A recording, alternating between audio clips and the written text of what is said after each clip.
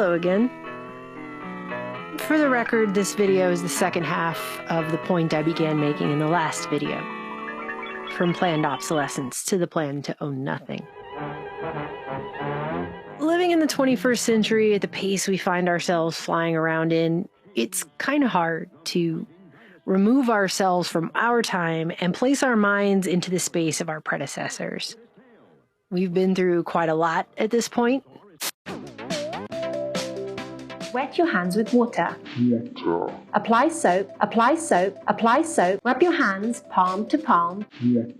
And wash the backs of both hands. Apply soap, palm to palm with fingers interlocked. Clasp your hands together and rub, and rub. And wash, apply soap and rub. Rub your fingertips in the palms of your hands. And wash water. And finish off with the wrists. And rinse your hands really well with water. And dry them thoroughly with a paper towel. Your hands are now clean. A lot of us have seen the man behind the curtain pulling the switches. Many of us have seen him more times than we can count on both hands. The pain of that heartbreak is many, many prom nights ago. We've grown a little hardened. We have no more f***s to give. Today we're being told that we've irreparably harmed the planet, overextended the resources, damaged the environment. This message characterizes the era of continual crises we find ourselves in. What we aren't being told, however, is that many of the very behaviors that are claimed to be so harmful for the planet now are some of the very same that corporations worked ever so carefully in the 20th century post-war period to manipulate everybody into and to inculcate into everyone in the first place. So back once again down memory lane to the 20th century we go. Because context matters. How we got here matters. This is not happening in a vacuum. In the last video, I took a cursory glance at planned obsolescence, an economic model that modern humanity has been living with for over a century now in some form or another. At least that we know about. A lot of people are generally familiar with this idea, the idea that something is created with an artificially limited period of usefulness, of life, whether that be because it's designed to fail by a certain point in time, so it's given a death date, or it's designed to become unfashionable and thus gets discarded well before it ceases to actually physically function. If you can believe it or not, there was actually a time period where longevity was a point of sale for businesses. There were companies that actually did try to make the best products possible. Ones that lasted the longest and did what they were supposed to do. I know to many of you in 2023, this is a shocker. It's crazy that I'm saying that. Other crazy old-fashioned ideas are things like, we used to hold on to stuff, like rugs and clothes and dishes, and we would hand those down to our children and our grandchildren as heirlooms from one generation to another. Advertisers would actually stress durability as a major feature of products. Lifetime guarantees were selling points. That was a thing. Obsolescence was not always a blatant part of the engineering and manufacturing process.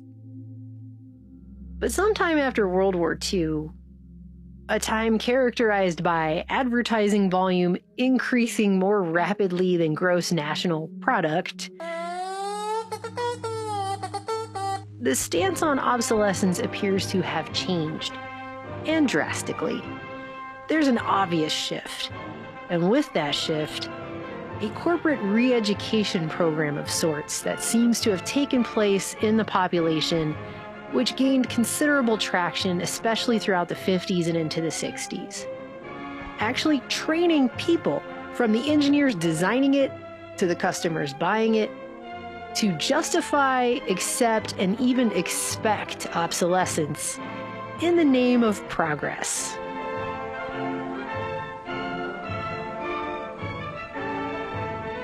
So I want to go further into the specifics on how this was done, the tenets of obsolescence, if you will.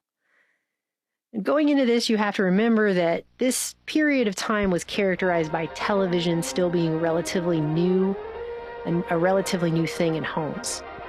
It's a period where educational programs were propagandizing people on how to be good citizens, good parents, good wives, good homemakers. And so Jack is learning about social control. Emotions. Now we all start with a primary set, and as we grow older, we acquire more of them. If you lie in bed so long that you have to rush, how can you expect to be neat and clean? However, Trixie's been around, and when it comes to undressing, she should be able to show us a thing or two. This is a story about what to do on a date. Here's something else for your appearance. Eat a hearty, balanced breakfast. Inundating people with images about what a good home looked like and what that home needed to have in order to be considered a good home. Families in most cases depend upon a paycheck for the necessities of life. Which was lots and lots and lots of new stuff and all the time. Careful there. Well, how do you like that? Bouncing tumblers. Staged in dramatic or humorous fashion, scenes like this introduce new products of all kinds to the public and strongly influence purchasing trends. So let's take a look once again at Vance Packer's 1960 book, The Wastemakers. Number 1, first and foremost, everyone needs to buy twice as much stuff. To end a glut in production, instead of just producing less because people didn't actually need it, corporations began promoting the idea of turning people into gluttons in the name of modern living. Packard writes, as the marketing experts groped for ways to keep sales soaring in the face of mounting saturation, one of the first thoughts that struck them was that each consumer should be induced to buy more of each product than he had been buying. This continued to the point that corporations started literally promoting the idea that people should buy 2 of everything, where 1 was previously all that was actually needed. Double fresh, double smooth. For example, you had the president of Servell Inc. making the claim that the American standard of living called for owning 2 refrigerators. Look at that. Isn't it beautiful? The American Home Laundry Manufacturers Association was calling for people to own 2 washers and 2 dryers in one house. The size or design, each imperial, such as these coal pantries and ranges, merges into its individual setting with the eloquent beauty of rare jewels. It got to the point where the big 3 in Detroit were spreading the message that every home needed 2 cars, referring to what they deemed one-car captivity, the essence of which was that peasants who only own 1 car are chained to the land like serfs in the Middle Ages, and the only way to liberation was to buy a second vehicle.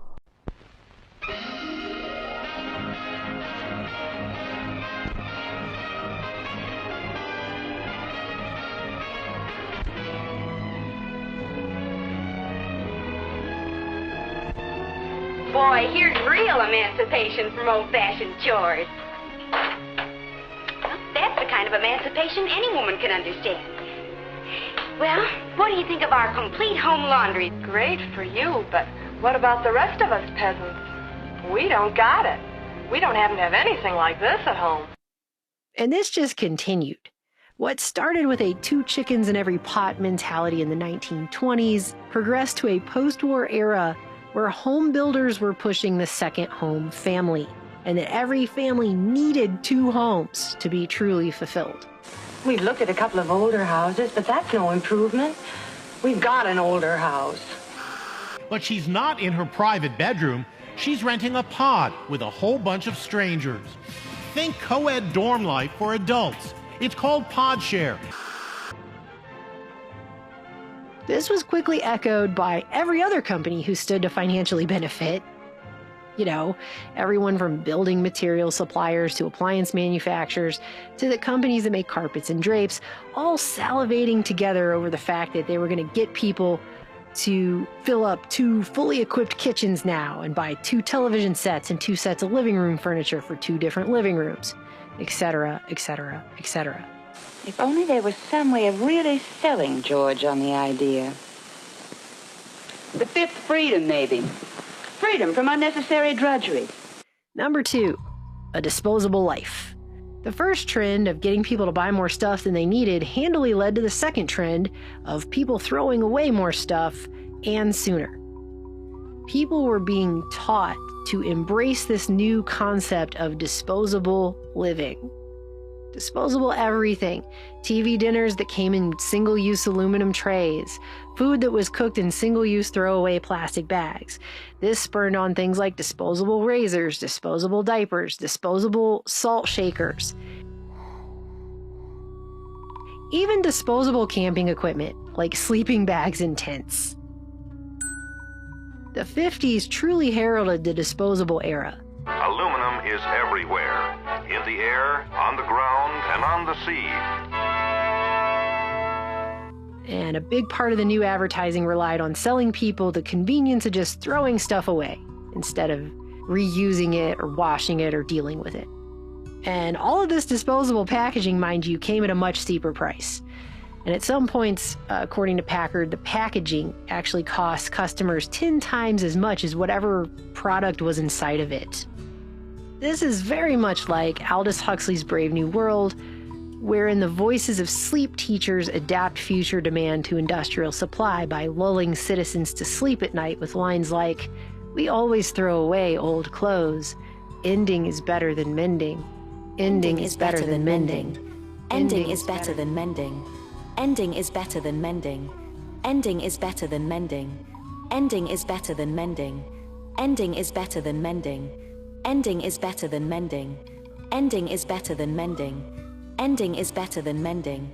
Ending is better than mending. Ending is better than mending. Ending is better than mending. Ending is better than mending. Ending is better than mending. Ending is better than mending. Throwing stuff away became so trendy that some companies in this country were even designing their products in order to trick people into accidentally throwing away what were otherwise perfectly good items just so they could sell more of them. There's a story in this book, and I wish I was kidding, about how a company that made potato peelers knew that its product was basically indestructible. It basically lasted forever. It was almost impossible to destroy with normal use. So they sat around at a table and thought about how can we get people to buy more potato peelers, and purposefully changed the color of the handle so that it would be the same color as potato peels, in the hopes that housewives peeling with them would accidentally throw them out with the peels and then have to buy a new one. So they were tricking people into throwing stuff away that they would not have thrown away on their own, so they would buy more of them.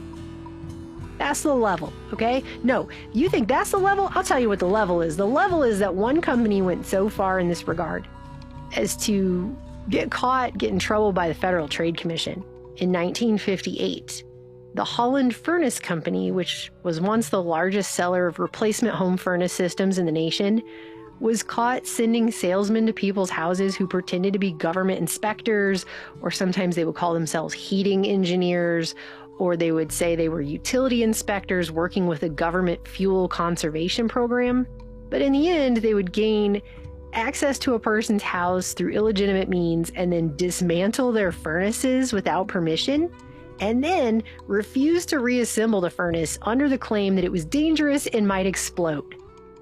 And they were going around doing this all over the place. And the FTC found that a lot of these furnaces were actually fine. Or if something was wrong with it, whatever it was easily repairable. And they didn't really need to be replaced. But the Holland Furnace Company got a lot of furnace owners to discard what were otherwise perfectly good furnace systems under the belief that they were dangerous and might blow up. That's the level. So they got people to throw away whole furnace systems so they could replace them with new ones. By 1961, this company was barred from doing business in the state of Minnesota, which was the first time an out-of-state company had been ordered out of Minnesota in 50 years at that point. And Holland Furnace Company went out of business altogether not too many years after that. I think it was in 66. But that's the level, okay? The third tenet of obsolescence was to make stuff that sucks. So in the last video, I talked about the light bulb conspiracy, the purposeful shortening of how long light bulbs lasted in order to make more money selling them more often. But that's just the very tippy top of the iceberg on this whole thing. In the late 1930s, it came out during a U.S. government lawsuit that General Electric had purposefully shortened the life of its flashlight bulbs, making it so that they only lasted through 2 batteries instead of 3. And a memorandum showed that a company engineer was outlining a new idea to adjust it down so that they would only last for 1 battery. Quote, "If this is done, we estimate it will result in increasing our flashlight business 60%, he wrote. Gee, you think? In 1957, Home Furnishings Daily Journal reported that companies were watering down their products in all sorts of ways, from using cheaper materials outright, like thinner plastics, to just straight up reducing product sizes and not really widely letting people know that that's what was being done. And the journal concluded that in some cases, the high end of the line or highest price model of certain appliances ended up being no better quality-wise than the low end of appliances had been a few years earlier, by comparison. Some of these products, Packard notes, could have actually been made better at little to no expense to the company at all. So to upgrade the products to make them last longer would have cost nothing. But they simply just didn't want to, because then people wouldn't buy as much. Some corporations did get caught designing purposefully crappy products, while others just openly and even proudly admitted that that's exactly what they were doing. An engineer at a prominent portable radio manufacturer defended his company's decision to design a radio that would not last more than 3 years. Instead of the 10 years, he admitted they could have built a radio to last for. And it was explained that this was good because, according to this engineer, they needed more frequent repeat sales to get more cash more often in order for the company to develop better radios. So the customer paying 3 times as much as they would have, buying more radios than they would have, something referred to in here as force-feeding the consumer, which just sounds gross, was good because it contributed to progress. Although, it was really never made clear how any of that actually worked, considering the progress seemed to just be getting people to buy 3 times more radios at 3 times the cost. Not sure where the progress part actually was in terms of the radio itself. And when it was admitted to in this time period, obsolescence was touted as a contribution to society that was making everything better. In 1956, Electrical Manufacturing stated, "The hard logic of our national economy would support the need for a broad policy of planned obsolescence in order to take the maximum advantage of our potential for productivity and technological progress." Basically advertising the purposeful design of products for a, quote, reasonably short lifespan.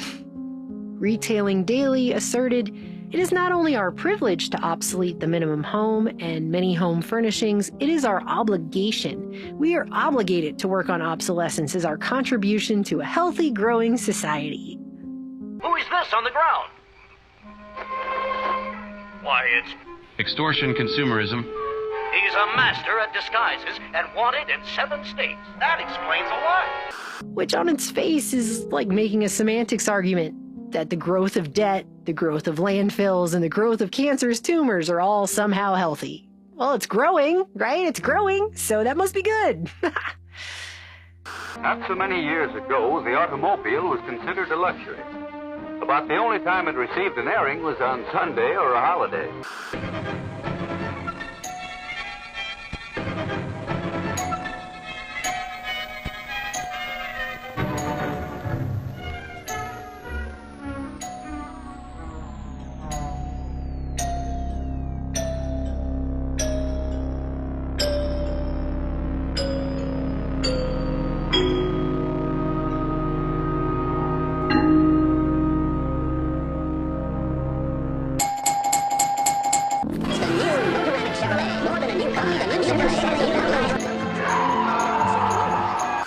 And real quick, I just want to talk for a couple minutes on cars again, because what was done with cars in this time period was particularly insane, especially in terms of resources and the environment. And cars have a very special place in the post-war period of planned obsolescence, as virtually everything about cars began to get worse in the 1950s, and by purposeful design. The number of cars on our city streets offers proof that for millions of people, automotive transportation is almost as much a necessity as a house. And Packard, in his book, devotes multiple chapters to this, just to cars, because of how crazy it was. again, that could be its own hour just talking about what they did here, but I'm just going to try and sum a few things up so you get the idea.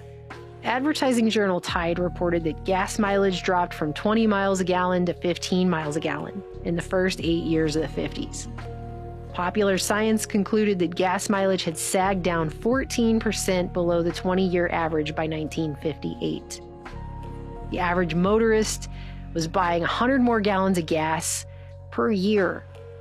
And for a number of years, Packard reports the American Petroleum Institute was urging motorists to throw away their dirty old sludge oil and put new motor oil in every 1,000 miles. Can you imagine getting your oil changed every 1,000 miles? That's what they were telling people they had to do.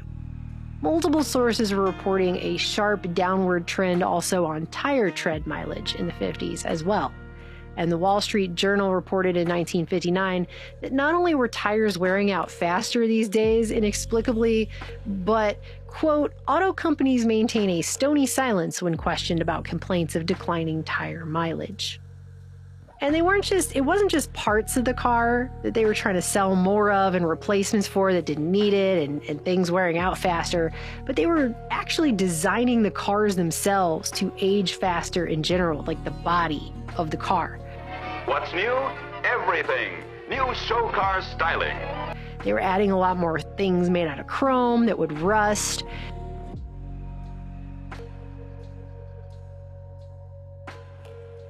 They were adding stylistic choices that would start to look out of date quicker. Each bright new model features show car styling all its own, with a whole new design. And by 1960, they had the average American trading in their old car just over every 2 years. A Consumer Bulletin concluded, there seems to be no doubt that bodies of present-day cars would be made to last much longer than they do now, but manufacturers are fully aware that if they make their cars too durable, future sales will suffer. Hip to this game coming out of Detroit, foreign car makers started promoting their cars by saying they don't change the car's style, just make it work better. A Volkswagen is never changed to make it look different, only to make it work better. Economists were also scaring Americans that if they bought the cheaper foreign compact cars instead of these massive boats coming out of Detroit in the 50s, the nation's roads might suffer because better gas mileage would mean less overall revenues on taxes. And they were also expressing concern for the steel industry. If compact cars took over, they took half a ton less steel to build per car, and it might hurt the steel industry. This is the way they were doing it. The average American remained vaguely discontent. There was something missing. John? Yes, Mary? John, what's happening to us? I think we both know, Mary. It's just that we seem to be drifting apart. I've tried. Oh, I don't blame you, John. It's just that... It's not your fault either, of course. It's just that we don't have... Exactly. There's this awful gap in our lives. It's just that... With all our technology and industrial know-how, we still don't have the one thing that could give us a better way of life. They say it can't be done, that it's just an impossible dream. But in the laboratories of Your Name Here, dedicated scientists faced the challenge. The fourth tenet of obsolescence is making stuff that seems like it sucks. So surely you've heard the idiom keeping up with the Joneses. Well, by 1956, Forbes was reporting this kind of rivalry would be exploited. Obviously, psychologically, there's no other way to do that. Oh, no, I couldn't. I'd have to make things easy for them. It might do him a world of good to be left all alone with Jimmy for 2 or 3 days. In your kitchen. In your kitchen.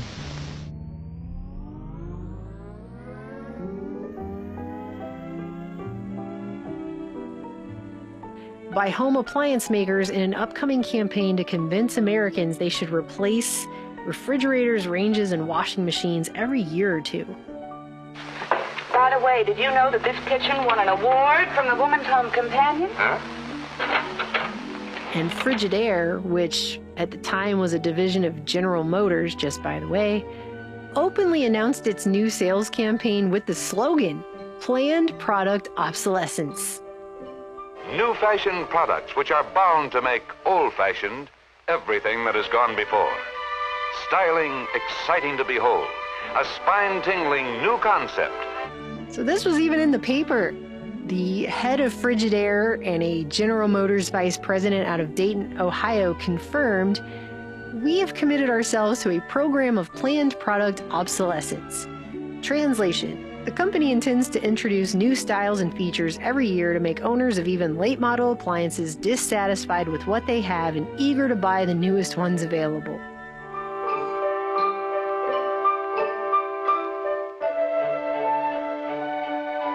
By the way things look, as well as the way they perform, our homes acquire new grace, new glamour, new accommodations, expressing not only the American love of beauty, but also the basic freedom of the American people, which is the freedom of individual choice. So the plan was to once again make housewives feel like crap and think their kitchen sucked after just a year or two, and that they needed all new appliances, all new stuff.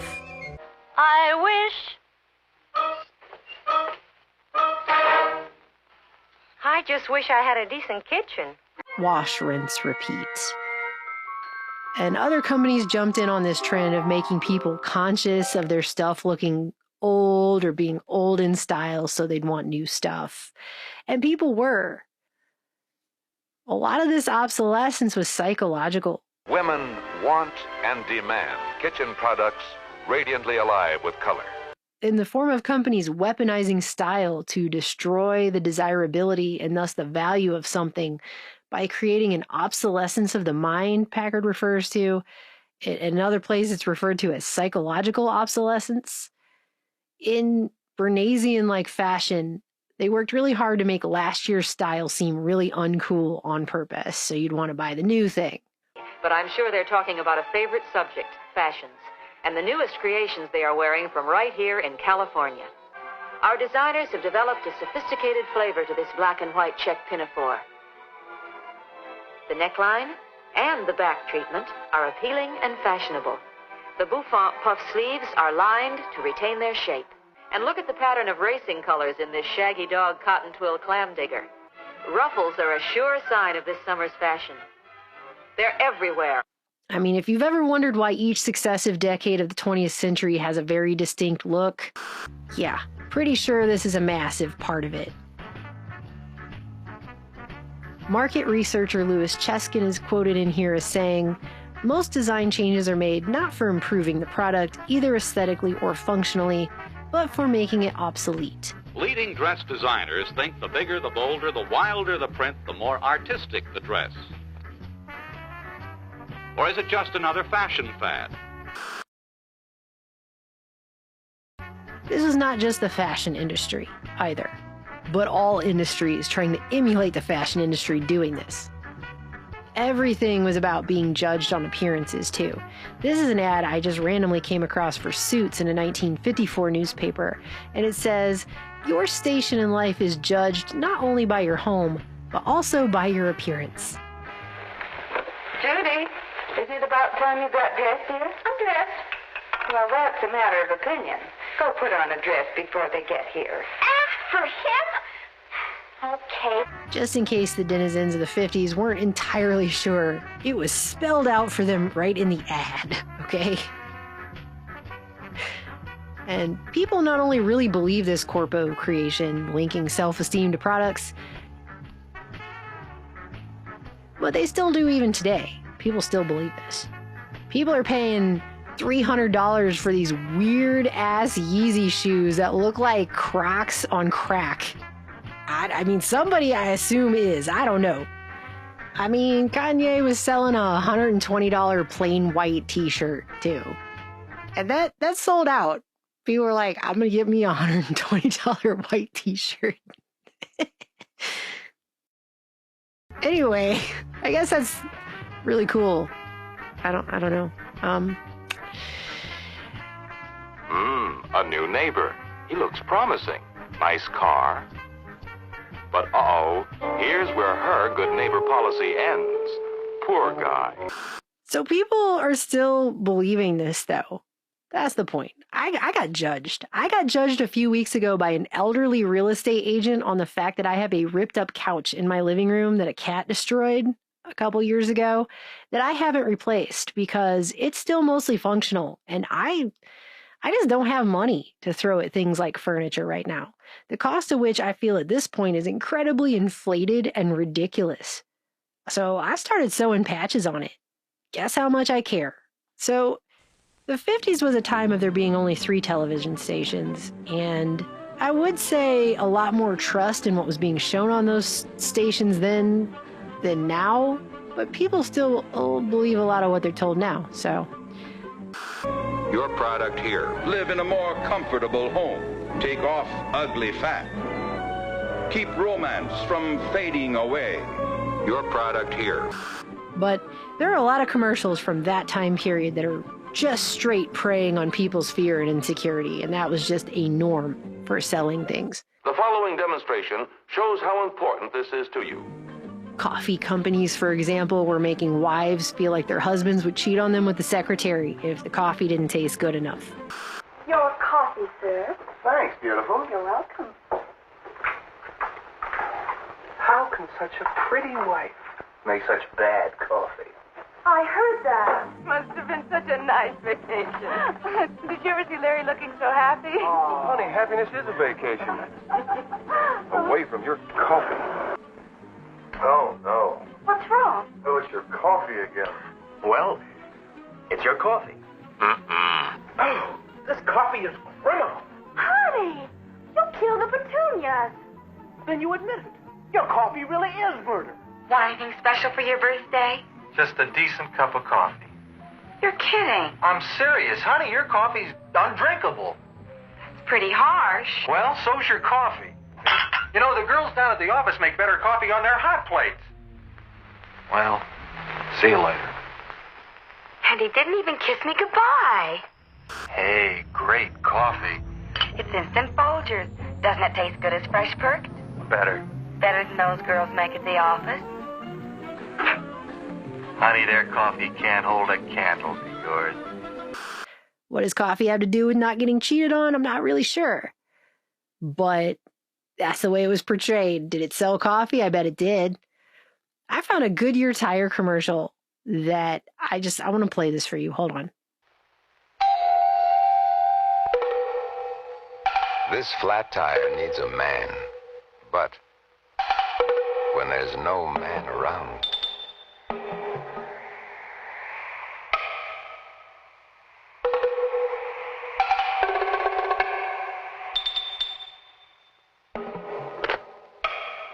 when there's no man around, Goodyear should be. Why? Kind of makes it seem like if you're a woman and you get a flat tire and there's not a man around to help you, bad things might happen to you. I mean, they even call the freaking thing lifeguard. Like, the tire itself is protecting your life. Not necessarily from flat tires or a possible blowout and car crash or anything, but what might happen to you as a woman who gets a flat tire and has to, like, go out for help by yourself in high heels at night without a man around. And there are so many examples like this. I could probably go on all day with that, but you get the point. And she spends money. In any case, our consumer is a real person.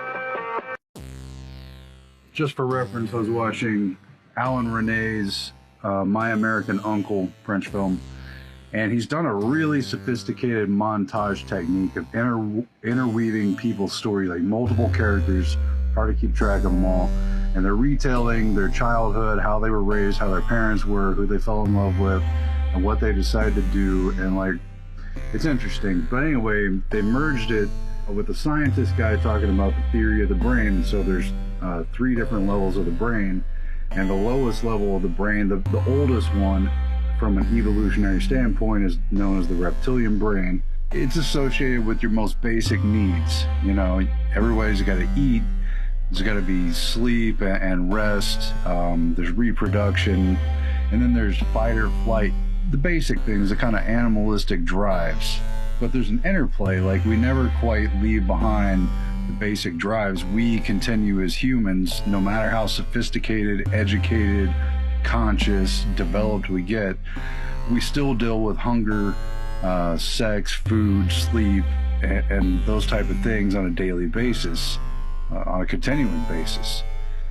Anyway, it's kind of a long story, but the play between that is very interesting. But he says, in terms of consciousness and memory, what makes up a brain, what makes up an individual's human experience is others. It's their experience with others. The traumatic moments, yes, but also all the little subtle details of falling in love and filling your memory banks with the first time, you know, you had that magical kiss and that sort of thing. Alan Renee, as a director, I think is speaking to what cinema can do and that sort of thing. But meanwhile, we're dealing with television, consumer goods, post-war industries. And what they've really done is tied the most basic reptilian brain that Renee's character calls consumption. The consumption is all your basic needs. They've tied that to the higher levels of consciousness, the aspiration towards dreams and what-if scenarios and appreciation for the higher. And they've merged them so that whereas a dream might drive you, might drive your behavior, inspire you to do things to accomplish goals, they've tied them to the most basic needs, even though they're easily accomplished, so you can never have enough of the most basic needs. This episode is about Freud's American nephew, Edward Bernays. He showed American corporations for the first time how they could make people want things they didn't need by linking mass-produced goods to their unconscious desires. I wish I had a castle in the sky.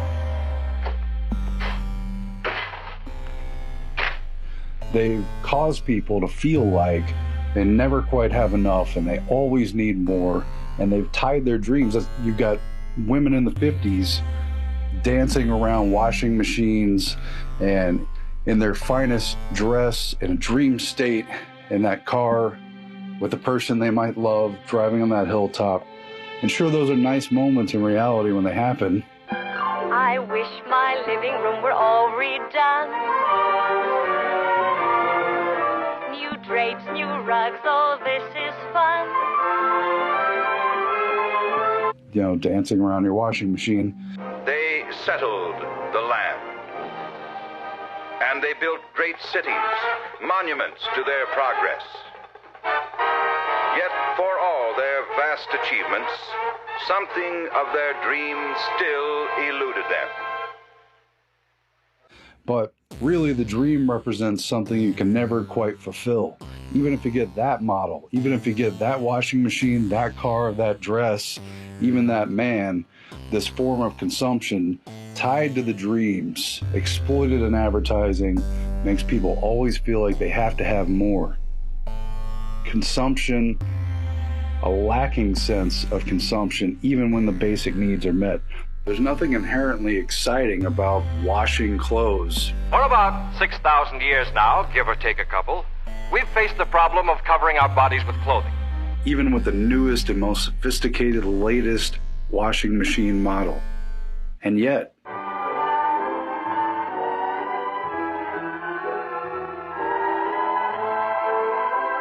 by having a woman dancing around a washing machine or a television set, they're tying the idea of dreams of fulfillment, the idea of what you could be, to the basic things that you need, so that you're always wanting to consume more. The old one is never good enough for very long. Earlier in the show, you saw the beginning of a trial of free center post agitator automatic washers and the new Westinghouse revolving agitator washer. We're not talking about just replacing broken and worn out things. We're talking about replacing them on the basis of desire. And Edward Bernays and his counterparts in the 20th century did this very consciously.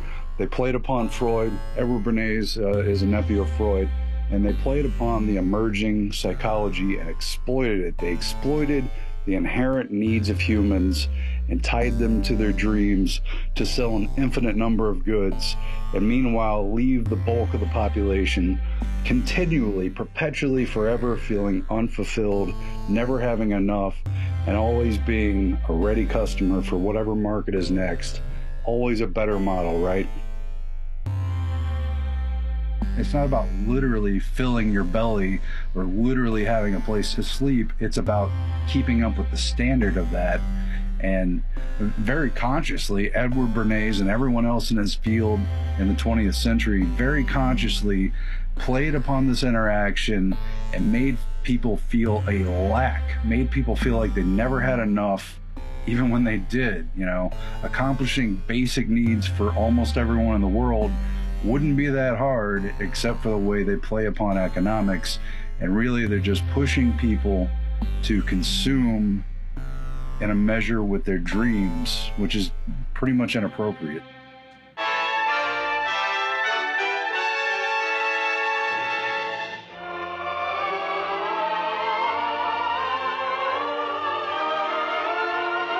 Improved styling constantly adds to the ease and grace and gaiety of American living. The things we have in America are ever changing. The studios and workshops of our stylists pour forth a never-ending flow of service and of artistry. Now let's see if our mystery ghost diver really... Weaponizing style to make things suck so you'll buy more. Well, they sure had everything figured out.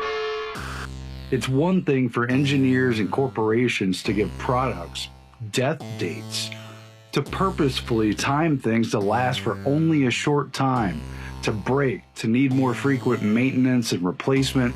You bastards. But it's a whole other level for the advertisers to manipulate the consumers into getting their own brains to lie to them, to make them no longer satisfied by the physical thing, even though it's still perfectly good, because their desires and their dreams and really their underlying need to recreate some primordial moment of fulfillment on any type of need, any level, any type of consumer good. They're getting people's brains to tell them to no longer be satisfied or fulfilled by things that are perfectly good physically, so that when the next style comes around, they will, only semi-consciously, mostly subconsciously, they will want to buy it. Ladies and gentlemen, this commercial is going to use subliminal advertising. And in some cases, they'll do whatever it takes at almost any cost to get the next best sneakers or get the thing that will please their wife and maybe patch up a bad marriage. If Bob truly loved me, he'd give me gas for Christmas.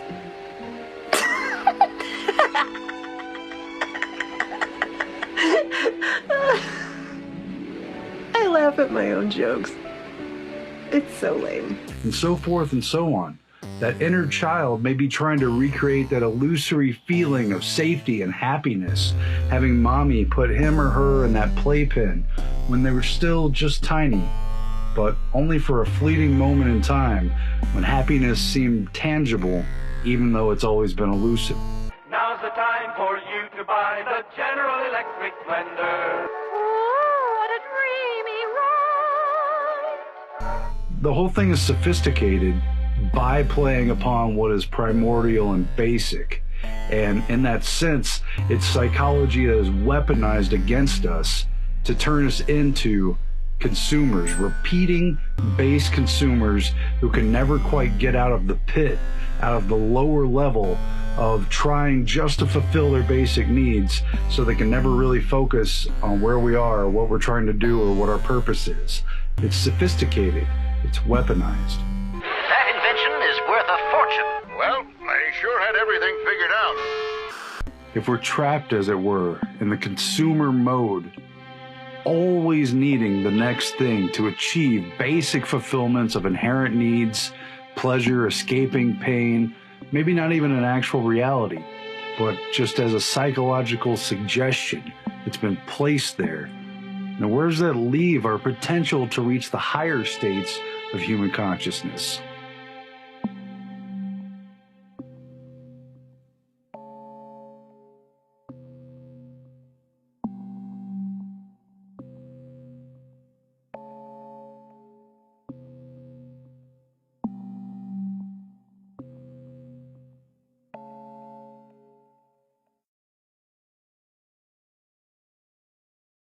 It's really easy for people today to look at this and look back at that time and say, wow, what a bunch of schmucks who are totally being manipulated.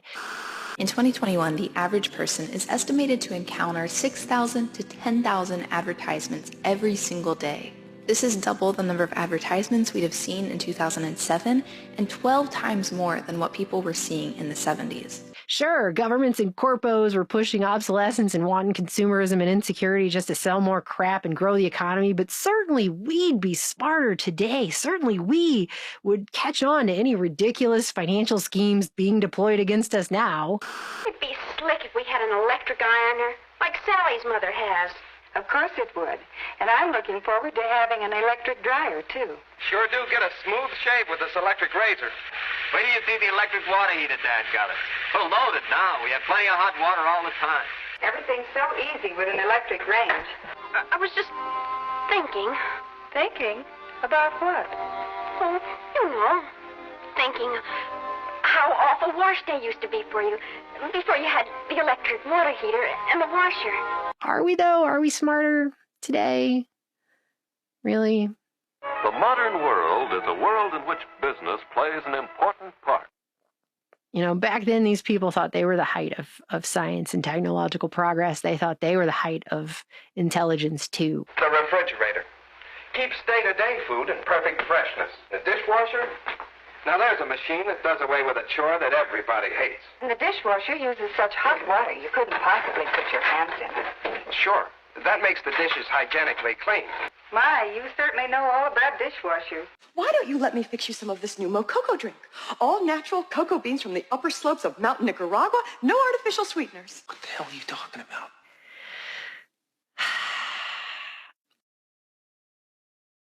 So in the past, people were taught to accept planned obsolescence and be good consumers and grow the economy for technological progress. No matter how enormous the industrial capacity of a nation may be, from its harnessing of hydroelectric power, its steel production, its number of machine tools, the size of its labor forces, on into the skill of its scientific research, only if the greatest part of this industrial output is in consumer goods designed for, priced for, and made available to all the people of every community does it contribute anything to a higher standard of living. And there is no one factor more representative of or more conducive to the economic well-being of the American citizen than the home in which he lives. If everybody's raising living standards to the point where everybody's got a car and everybody's got air conditioning and everybody's got a big house, well, the planet will boil over. Today, we're living in a world where we're being told significant behavioral changes must once again happen in regard to the things we eat, the things we buy, our travel, how we spend our time, coming from all over the corporate, political, and NGO world. I mean, we get new recommendations for how to fix the problems caused in the 20th century by corporations all the time now. And most of them are on the individual. Here's one such thing. I just want to show you this because I thought this was particularly special. This is called C40, which describes itself as a climate leadership group of 96 cities around the world, representing a 12th of the world's population and a quarter of the global economy, and describes itself as a global network of mayors of the world's leading cities that are united in action to confront the climate crisis. And they released this report, which they referred to as a pioneering piece of thought leadership titled The Future of Urban Consumption. So this came out back in the summer of 2019, and it called for individual consumption reduction targets to lower emissions and mitigate the crisis. And they broke it down into 6 categories, which include reducing the number of new clothing items bought per person each year, shifting to a plant-based diet, drastically lowering or cutting out altogether meat and dairy consumption, reducing the number of flights each person takes, reducing car ownership, and then increasing car lifespans and material efficiency. But the reduction of car ownership is first. Increasing car lifespans and material efficiency is listed after that. Improving materials efficiency and the utilization of buildings, and optimizing the life of IT equipment. Some of these are merely problematic, but others of these are either impossible or just completely out of an individual's control altogether. And before I show you these targets, which they claim need to be met by the end of the present decade, by 2030 in these major cities, I want to point out this report openly states that they realize individual consumers cannot change the way the global economy operates. So at least they pretend to know that, right? But it does go on to say that many of the interventions they're proposing rely on individual action. Why? Why is that? Why is it individual action and not corporate action? After all, it's not up to individuals how a car company decides to engineer the lifespans of the cars, or how efficient a tech company decides to make its products, or when it decides to roll out new products and obsolete the old ones. Right? Those processes are all completely out of customer hands altogether. And just like everything, I think it's very interesting when you look at the C40, where's this at? C40, influencing the global agenda. I think it's interesting when you look at these kinds of things and you look at who's funding it. Because yes, it's things like Bloomberg and things like the German government and the UK government and Denmark and stuff like that. But you get down in here and you got lots of corporations that are on board with this, and foundations that are part of corporations, and the Open Society Foundation, IKEA, L'Oreal, the Hewlett Foundation, FedEx, and Google. And partnerships with the Clinton Foundation. It's all the same. It's always all the same, right? So you have companies getting on board with this, and they're going to tell you it's not their problem, it's yours. You individually need to fix some things. You need to make all these adjustments in your own life. Isn't it funny how when corporations get together, they decide it's all on us to change and fix everything? Not them. Not the way they do business, not what they're doing at all. So that's cool, I guess. And this report shows that there are two levels to these targets for consumption by 2030. They've got progressive targets and ambitious targets. It says the specific consumption interventions and targets have been developed through a dual process of desk research and engagement with subject matter specialists to validate assumptions. Isn't that nice? They got the subject matter specialists just hanging out, just ready to validate assumptions. Good. Beautiful. The ambitious targets for 2030 are no meat or dairy consumed by anyone. Then another steak that's certainly nice for family meals or when you're entertaining, because it's a nice, large size steak, is this one, a flat bone sirloin. Now another steak that's delicious for broiling or for cooking outdoors is a beef ribeye steak. Now for economy, you might like to try a blade chuck steak. Earlier this year, the United Nations held a global conference on the benefits of eating insects, even suggesting it might be a good solution to world hunger. Here's a booklet entitled How to Buy Beef Steaks. I don't know why the United States doesn't eat insects when they're actually very healthy for you. Only 3 new clothing items per person per year. Down through the ages, women have paid meticulous attention to the matter of dressing. 1 short-haul return flight every 3 years per person. Jet speeds will help to accomplish one of man's long-sought goals, an easy interchange of peoples throughout the world. Transoceanic flights now become short hops. 6.5 magic hours to Europe. And nobody owns a personal vehicle at all. Even just the progressive target on cars would have less than 20% of the population owning a personal vehicle. Let me get that down. Which I live in Texas, and I just think is so weird, okay? Because Austin, Texas is one of these C40 cities that's on this list. And I'm telling you, the public transportation in Austin is like a weird afterthought they just slapped in at some point because they had to. And we're just trying to get across town today here in Austin, Texas. And we've probably been in the car for what, an hour? Yep. Just trying to get from one side of town to the other side of town. Just building everything up and up and up and condensing everything in and in and in so that people will stay where they're at and just walk around their general small area. They just put more and more stuff everywhere, more and more stores, more and more restaurants, more and more businesses, There's just all this stuff everywhere, so that you'll just stay up in your giant tower there and hardly ever leave to go anywhere. And if you do, you'll be walking or riding a bike.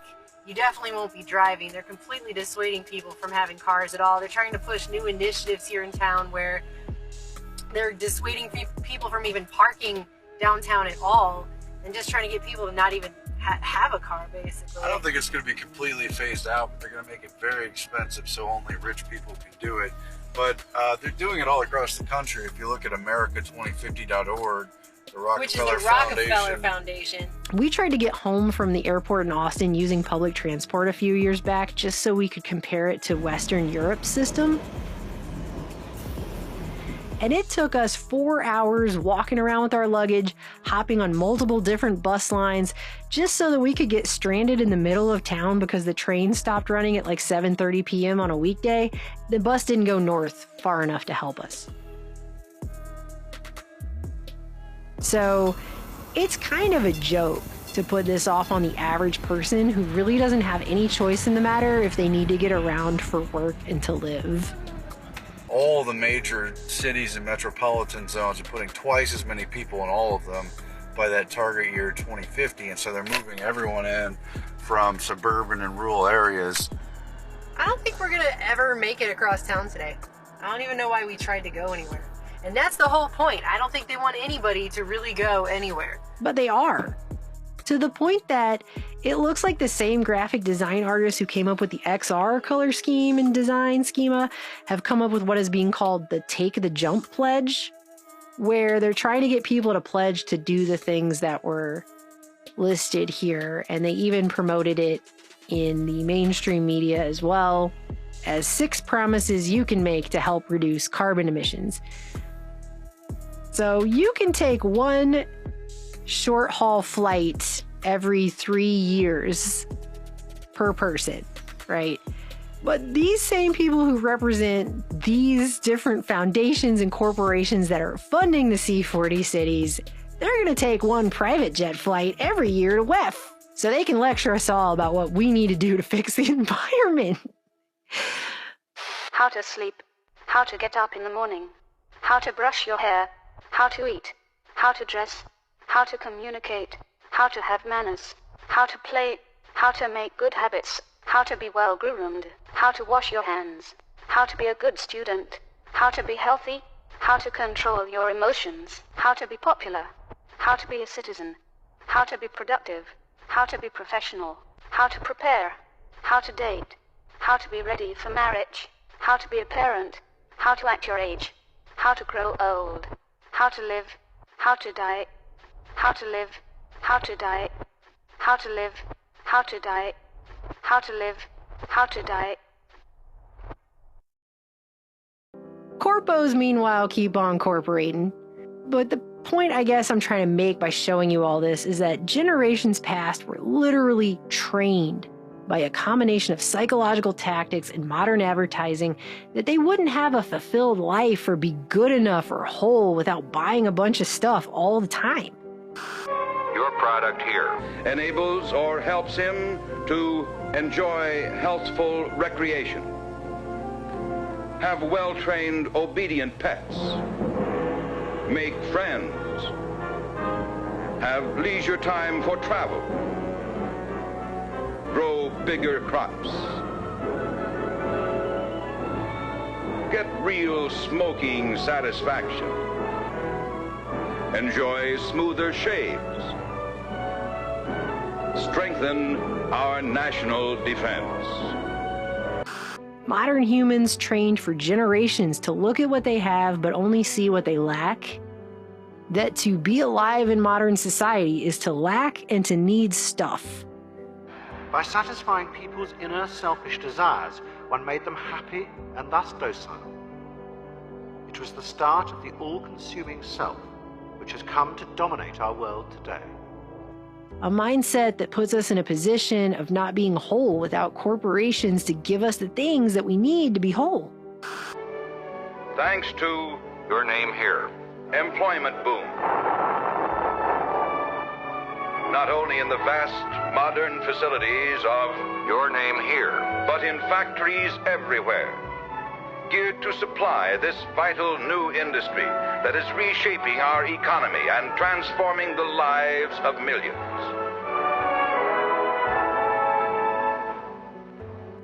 People did as they were told.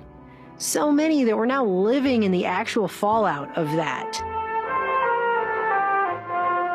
With new, your product here, available to all, man is working modern miracles, breaking the boundaries of time, nearing the conquest of space itself. In countless ways, directly and indirectly, your product here serves the nation and its citizens, plays a vital role in helping every American to achieve a better way of life. Where fulfillment was once driven into physical consumption, now companies are driving into digital consumption, but it's not much different. Today, the same system that baked obsolescence into our lives back then is telling us that we are now going obsolete. There's too many of us, we're a drag on resources. At the same moment they claim to be cracking the code to immortality, they're saying the average person should only live to the age of 75, while we have billionaires openly bragging that they'll be living more than twice as long. Like Sean Parker over here. But here's what Parker said, quote, "Because I'm a billionaire, I'm going to have access to better health care, so I'm going to be like 160, and I'm going to be part of this, like, class of immortal overlords." If you were going to put a sentence in as an example of what arrogance is, this is perfect right here. This should be in there, under arrogance, because this is the most arrogant thing I've ever heard a person say with a straight face in front of other people. So that's what the real wealth gap is. It's not the superficial wealth. It's the ultimate logical conclusion of that wealth in relation to the steering of scientific research and technological progress, and the fact that by having so much money, people like Parker, who, by the way, at age 38, just so happens to be the founder and chair of the Parker Institute for Cancer Immunotherapy. I just can't imagine why.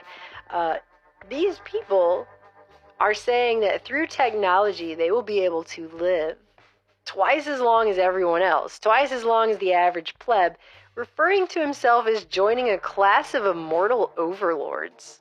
I mean, just... That the very behaviors bred into generations of us by corpos are the problem that needs to change. Not the way corporations do business, which is so obvious that even the World Economic Forum admits they're incentivized not to design anything for longevity. So all these businesses got together and they decided they'd rather do a subscription model economy of usership and constant never-ending debt that will cost the average person more money for the same stuff, instead of just making stuff that doesn't break and wind up in a landfill and require replacing as often in the first place. And they've shifted a lot of the blame and a lot of the burden for change on the individual, which is, at the same time, handily shifting it away from the corporations. Could it be because they, I don't know, represent corporations, these people that go to this? I mean, ding, ding, ding. It's a shocking concept, I know. Presenting King Ding, mighty ruler of the ding-a-ling world. What's this little guy doing? He's in King Ding's elevator and is riding up through the inner power plant. Now he's getting close to the head. He's there. He becomes King Ding's actual brain. And a $3 million TV campaign will introduce the world of the ding-a-lings for what it is. It's barely discussed how the economic model of planned obsolescence that's been in place for decades and was literally taught to generation after generation is still to this day contributing to resource exploitation in the name of profits over not just people, but freaking everything, okay? No, it's blamed on individuals, though. It's just individuals and population. It's anywhere but corporations. Just don't look there, all right? Sure, walk into any Walmart and right up front, you're instantly going to be looking at so much cheap, non-biodegradable, earth-hating plastic, your head will spin. But hey, they have sustainability summits and stuff, okay? So, you know. Who is that? This? This is the end of the mystery. Well, if it isn't our old friend... before I get too far off on a side tangent, this green future, I mean, let's go ahead for the sake of a fun party game, and we'll just assume that everything we're being told can be taken at face value. Well, the purpose of a party is to have fun together. Which is a big if. Like the hugest if, probably, that's possible. Right now, about the transition that we're being told has to happen to save the planet, okay? The World Bank is claiming that the mining of minerals, something which has traditionally been a nightmare for the environment and all the living things in it, is going to have to increase by a whopping 500% by 2050 just to meet the growing demand for clean energy technologies. So, in other words, in the most basic of senses, we have to trust the same corpos whose prime directive is to make money for their shareholders first and foremost. The same corpos being fined millions of dollars even now for what could essentially be called obsolescence practices, or straight up lying about greenwashing, which they've been caught doing. Even now, as they claim out of one side of their mouth they're going to go green and be all sustainable and stuff like that, we have to trust them to also be good stewards of the earth as we increase the mining of rare earth minerals and other minerals 500%, and that's going to be good for the earth now. Uh-oh. Well, you did it again. I mean, I'm sorry, but isn't that kind of schizo just on its face? Baby oil, for example. It is so pure and mild that during the infant period, it is often used instead of water for his bath. Who would think that from this crude oil, pure baby oil is refined? Why do I even have to ask that? Why do I even have to say that? It just sounds stupid coming out of my mouth. And while people are kept busy fighting amongst themselves, the people going to these WEF meetings, they might personally hate each other's guts for all I know, but they're all organizing together just fine, just coming together for their agenda, and they're not having a problem with that. And if anything proves that, it is how coordinated the last 3 years and the resultant wealth transfer to the top appeared to be. So, average people are getting poorer and sicker, and they're fighting amongst themselves about political carpet sides and culture wars and whatever else. But meanwhile, all these corporate representatives over here are flying private jets around lecturing everyone else on the environment, which got purposefully trashed in the 20th century by lying, devious corporations, okay? That is who did it. Not the person buying stuff who didn't realize they were being tricked into buying crap that was falling apart and made on purpose to go fill up a landfill somewhere. Corporations that made those decisions on purpose to extract as much money from people as possible, okay? At all costs, not giving two shits about the environment whatsoever. And now, corporate talking heads are coming together for global agendas that are being implemented top-down all over the world, and they're saying, hey, the burden is on the individual to change, not the corporations, not them, you. And back then, people thought keeping up with the Joneses and all the consumerism that came with it was somehow their own personal idea that they organically had themselves. That these ideas of what they needed to eat and buy and wear and what products they needed to live a good life came from their own brain. And certainly weren't being put there by aggressive marketing campaigns drenched in weaponized psychology to get desired behavioral and financial results, right? No. But certainly today, the people that are walking around parroting these talking points about how many people there are and how overpopulated everything is, and here's what we need to eat and buy and wear and what products we need to live a good life and do better. That's their own personal ideas, right? That they're organically having themselves right now, because those are entirely good for society and progress, and totally aren't being put there once again by the very entities that stand to benefit from them. Just like people in the 50s were made to believe that obsolescence was not only acceptable, but entirely good for society and progress too, by the very entities that stood to benefit from them. Gee, if only hypocrisy balanced the equation. The living symbol of our national heritage. A story in the great tradition of George Washington, Abraham Lincoln, Franklin D. Roosevelt, and the other heroic figures who, like your company president here, dedicated their lives to humanity, and whose contributions to the betterment of mankind will never be forgotten.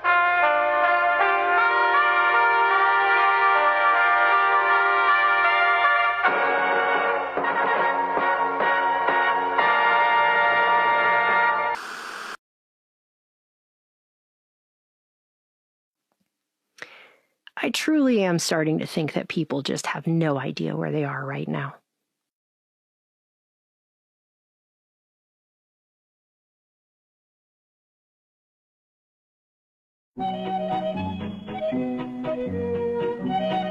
And now, a letter to the New World Order. Dear Adult Diaper Corpos, how are you? I'm sure the adult diaper biz is, as they say, booming. Well, I had a dream it was sagging. So your new team of TikTok-literate, cool-adjacent adults from the gen below mine concocted a brilliant plan that is so... Gen Z, phrase, here. It might even wake Sigmund Freud's nephew Edward Bernays' long-ago rotting corpse from the dead, just to get paid a few more sweet, sweet consultant dollars to approve it. It had to do with paying a handful of low-level TikTok influencers to make it seem trendy, and like it was totally their own idea, not hatched in a corporate boardroom, to take pictures and video of themselves wearing your product here. Adult diapers to a Taylor Swift concert, and posting them on TikTok with lines like, "It's the most durable, the most absorbent," said the shameless groupie with a giggle. Describing the top quality of her adult diapers, which are typically reserved for folks living with incontinence, immobility, dementia, or severe diarrhea. I know it was just a dream, but Your company here. in its new generation of PR minions concocting ways to spend marketing dollars to get younger and younger gens to wear diapers until everyone at every age has a reason to buy diapers and wear diapers cradle to grave, still really freaks me right the hell out. Sincerely, me.